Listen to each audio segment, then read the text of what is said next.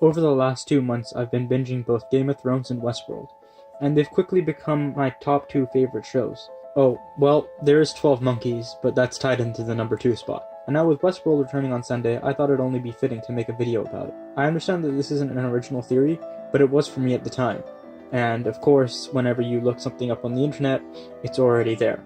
The theory begins with the fact that Westeros, which sounds kinda like Westworld, is only one of the many parks created by Delos, although they wouldn't call it that since Westeros is only one continent. An example of a park from the show that isn't Westworld is Samurai World, or Shogun World, which I believe will be explored more in Season 2.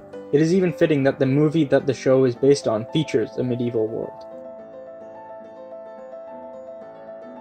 The first piece of evidence is obvious. Ford's office features his wall of faces, which is an obvious nod to the Hall of Faces, which is shown quite a few times. Some of these faces include Dolores, the Man in Black, Teddy, Teresa Cullen, Ashley Stubbs, Elsie Hughes, maybe Felix, and the list goes on. So, obviously you can tell that not all of them are hosts, some of them are guests that are currently alive. We aren't really sure what Ford wants to do with them, but that would also tie into another great Game of Thrones theory relating to Littlefinger and how he might have survived, which, if you want to check out, I'll put a link in the description below. These next few might get a little nitpicky. For example, the people that they create look just like White Walkers. I mean, when you put them through the milky substance and they start creating every single muscle, and when they're only halfway through it, they seem to look just like the White Walkers. Another example is the pin that Logan wears, which looks oddly enough like the pin that is given to the Hand of the King. Also, both of these shows have maps that are interactive. One at the beginning of the Game of Thrones theme song, and one that is looked at often in the head of security area. Anyway, let's move on to the bigger stuff that aren't so blaringly obvious. Both shows deal with time. They also have flashbacks, which Bran does while he wargs. And as far as warging goes, that could just be a form of like hacking or changing a narrative. And I'm still really upset about Hodor, by the way. Hold the door! Hold the door! Some of the characters in Westworld seem like that they could also belong in Game of Thrones. For example, Hector.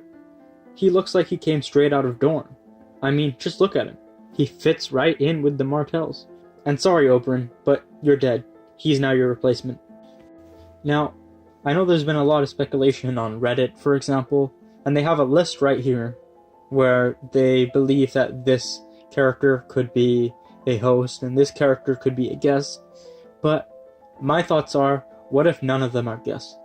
This would be a perfect vision that Arnold had all along, which Ford would have been able to carry out, especially after the events of the first season. This could be where the hosts rule, and maybe it's not available to guests. Aegon, for example, might be a recycled host, who we know is Jon Snow, and his brother, and his great-grandfather, or something. Maybe Jon Snow and Beric came back to life because the Lord of Light wanted them to come back, but really the Lord of Light could just be some admins working for Delos. I know I've been talking like I really want this theory to be true, but I'm kinda sort of on the fence here, because I do agree with co-creator and wife to Jonathan Nolan, Lisa Joy, when she said, quote, "I need to believe that the dragons are real. I want them to be a real thing. So as much as I love George, I can't lose that for myself." End quote. As much as I agree with that statement, a part of me also wants to believe that Game of Thrones is part of some larger world. And I know that would ruin it, but it would also make it much more of an exciting thing for theorists like me. So what I believe is best is it to be left open to interpretation and not be confirmed to be true, nor should it be debunked. Thank you all for watching. Let me know what you guys think of these pieces of evidence that I've provided in the comment section below. If you like this video, leave a thumbs up, hit subscribe, and check out some of my other videos. Make sure to catch Westworld Season 2 Sunday at 9 on HBO, and Valar Morghulis.